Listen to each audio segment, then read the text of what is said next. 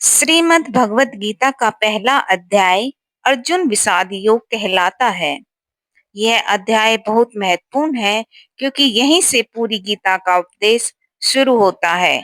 इसी अध्याय में युद्ध भूमि में खड़े अर्जुन के मन में उत्पन्न द्विधा, मोह, करुणा और भ्रम का वर्णन है। यह अध्याय हमें बताता है कि जीवन में कठिन परिस्थितियों में मन कैसे डगमगाता है, कर्तव्य और भावनाओं के बीच संघर्ष कैसे होता है, सही निर्णय लेने से पहले मनुष्य भ्रमित हो सकता है। महाभारत के कुरुक्षेत्र के मैदान में दो सेनाएं आमने सामने खड़ी हैं। कौरव सेना दुर्योधन के नेतृत्व में, पांडव सेना अर्जुन और युधिष्ठिर के नेतृत्व में। यह एक धर्म और अधर्म के बीच युद्ध है।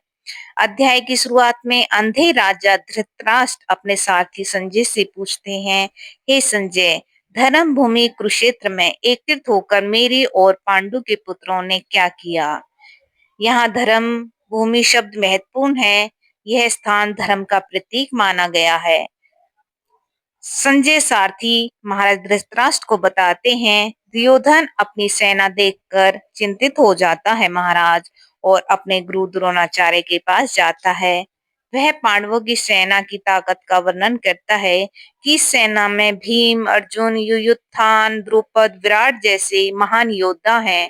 दुर्योधन उन महान योद्धाओं को देखकर डर जाता है और पांडव सेना को मजबूत मानता है।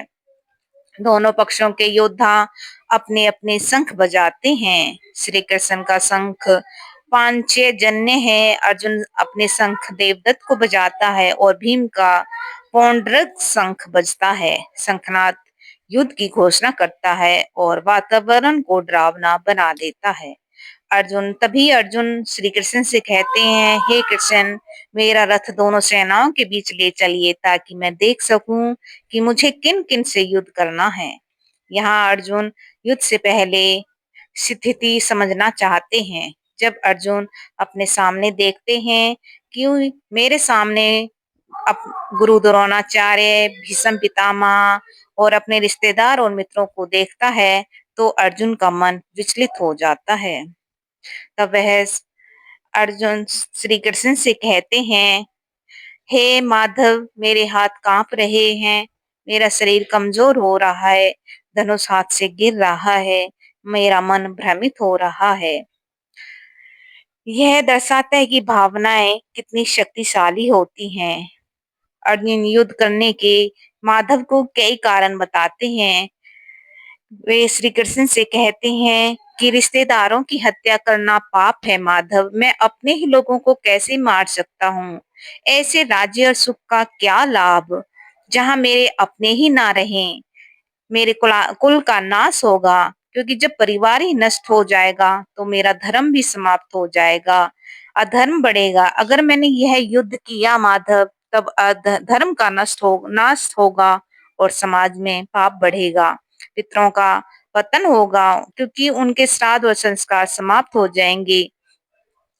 तब अर्जुन को सबसे बड़ा संघर्ष यह है कि वह अपने कर्तव्य और भावना के बीच में बंध जाता है और वह विचलित हो जाता है। अंत में अर्जुन कहते हैं, हे माधव, मैं युद्ध नहीं करूंगा, और वे अपना धनुष गांडीव नीचे रख देते हैं। यह अध्याय केवल युद्ध का वर्णन नहीं है, बल्कि मनुष्य के अंदर का संघर्ष है, क्योंकि हर मनुष्य के अंदर अर्जुन जैसा द्वंद्व होता है। मोह और अज्ञान में हर मनुष्य अर्जुन की तरह फंसता है। जिस तरह से अर्जुन का दुख उनके मोह के कारण है। यहीं से श्री कृष्ण का उपदेश शुरू होता है। श्री कृष्ण अर्जुन को समझाते हैं कि भावनाओं में बहकर निर्णय नहीं लेना चाहिए, कर्तव्य सबसे महत्वपूर्ण है। जीवन में कठिन परिस्थितियां हमें कमजोर बनाती हैं, सही मार्गदर्शन आवश्यक है। यह अध्याय विषाद और का योग बनता है।